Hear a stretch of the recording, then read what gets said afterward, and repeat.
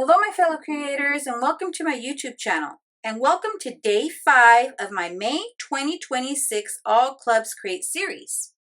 So today I played with the press and foil of the month and look at that. Isn't that just gorgeous? That panel of hot air balloons. Now friends, I gotta be honest, I thought I had hit record but I didn't.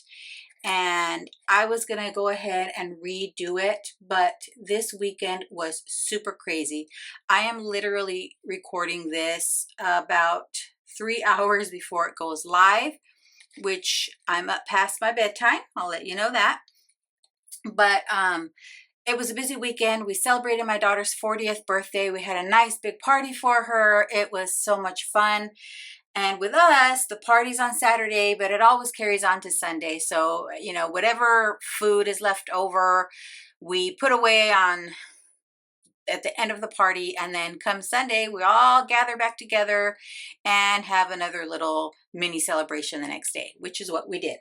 We even had a mechanical bull. We had a DJ. It was lots of fun. And I think she had a blast. So, all that to say, I didn't have time to re-record the process of making these cards. So I'm going to show you the cards I made and I'll kind of explain how I did it. Now I will be sure to link to these products in the description box below. Now I did use the press and foil of the month. I used the foil, the glimmer foil that came, which is the matte silver. I also used this solid plate that I have, and this one I got on scrapbook.com, and it's from Pink Fresh Studio. It's a pretty substantial size plate. It is, let me see, 5.5. It's probably 4.5. Yeah, 4.5 by 6, more or less. So with your leftover foil, your negative, you can use that and make a second card, which is what I did. So I did both foiling and better pressing. So these are the ones I foiled. Apologies. So here was my initial foiling, and you can see here is that matte silver. Looks really pretty. And then what I did was just kind of some random coloring on there. And the markers I used were my Copics, and let's see, I used FV2, which is a fluorescent violet, RV17, which is a deep magenta, and BG09. So that's a blue-green. So I really kind of stuck with those colors. And then this is where I used that large plate, and I grabbed the negative piece of foil and used it on there. Now you can see some of the foil didn't quite get on there, but I was okay with that. And then I went and ink blended over that, sticking with the same colors, color palette. I used my Distressed ink cubes, and I used Wilted Violet for my purple, Peacock Feathers for my teal, and Picked Raspberry for my pink. So that's what I did for those colors. So just some ink blending. And then I did foil the sentiments, and for that, I'm trying to see, I used the Opaque Black. And the Opaque Black, I think, only comes in this set with the Opaque Black and the white. So I used this one for my foiling of my sentiments. Actually, let me take that back. I used that one, and I used the regular black because I wanted to kind of see the difference. So if I remember correctly, this is the Opaque Black and this is the regular black foil, and I can't see a huge difference.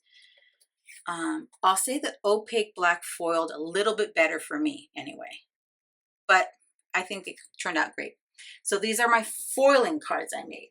Now my better press cards, I stuck with the same colors, and when I better pressed, I used those same 3 distress inks. Here they are again, Picked Raspberry, Peacock Feathers, and Wilted Violet, and I used those, smushed it down on my better press plate, or my press and foil plate, and I better pressed on here. Love the way it turned out.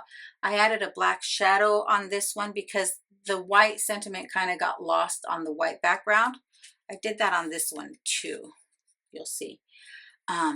And then here I just ink blended on a white card panel, and I better pressed it using some Better Press ink, the Better Press black ink. So that's what I did for this. Now I think they all turned out beautifully. I think the better pressing, the foiling, I'm loving that I'm able to use the negative foil again on here so that I don't waste it, because you know, don't you kind of feel like you're wasting it when you have all that beautiful foil left? So here I feel like I didn't waste it.